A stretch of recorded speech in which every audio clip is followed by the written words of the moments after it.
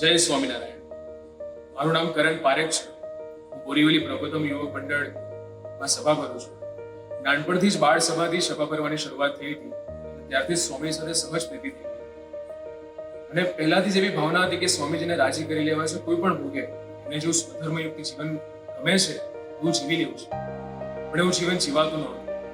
રાફોડે મરાઈ જતા હતા, વ્યક્તિઓ જ્યાં ના જવી જોઈએ ત્યાં જતી હતી અને જીવન સ્વામીજીને ગમે એવું નહોતું.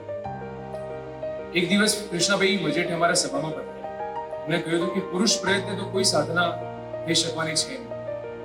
પણ એમને કહ્યું હતું કે સ્વામીજી આપણને મળ્યા છે એટલા સામર્થ્યવાન છે કે એક જ સેકન્ડમાં આપણી બધી જ વૃત્તિ, આપણા બધા જ દોષને બદલી શકવાની તાકાત એમનામાં છે.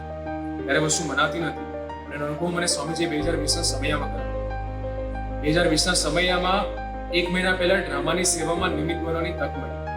ત્યારે યોગીજી મહારાજનું પાત્ર ભજવવાનું સ્વામીજીએ કૃપા કરી અને 1 મહિના દરમિયાન બધા જ હરિભક્તો, સંતો, અમરીશો સાથે સેવા કરવાનું શરૂ કર્યું. અને ઇવન સમયના પહેલા પણ 1 વીક પહેલા અમે સમયના સ્થાન પર પહોંચી ગયા. અને બધા ભક્તોનો ઉમંગ, ઉત્સાહ અને સ્વામીજીની રાજી કરવાની આગળ જોઈને અંદર સહજ થઈ ગયું. હવે તો કંઈ પણ થાય, પણ આ સમયમાં સ્વામીજી અંતરથી પ્રાર્થના કરવી છે કે જીવનનું ટ્રાન્સફોર્મેશન કરી આપો. અને થયું પણ એવું. સમય ઉજવાઈ ગયો. ખૂબ જ સરસ સ્વામીજી આશીર્વાદ આપ્યા, પ્રામાણિક દર્શન આપ્યા. અને જ્યારે મુંબઈ પાછા ફર્યા ત્યારે એ ટ્રાન્સફોર્મેશન ફીલ થવા મળ્યું. જે પહેલાના જીવનમાં ઇન્દ્રિયો તરત નપાસ થઈ જતી, બાહ્યદ્રષ્ટિમાં જવાતું, એ બધું બંધ થઈ ગયું. સ્વામીજીમાં સહજ ડૂબવાનું બંધ થવા મળ્યું. અને 6 ફેબ્રુઆરી 2021ના રોજ જ્યારે સ્વામીજી ગોરેગાંવ આત્મીયધામ મંદિરે પધાર્યા હતા, તેમના ખાતમુહૂર્ત ત્યારે બધા જ ડ્રામાના પાર્ટિસિપન્ટ્સને સ્વામીજીના દર્શન માટે સ્ટેજ પર બોલાવ્યા.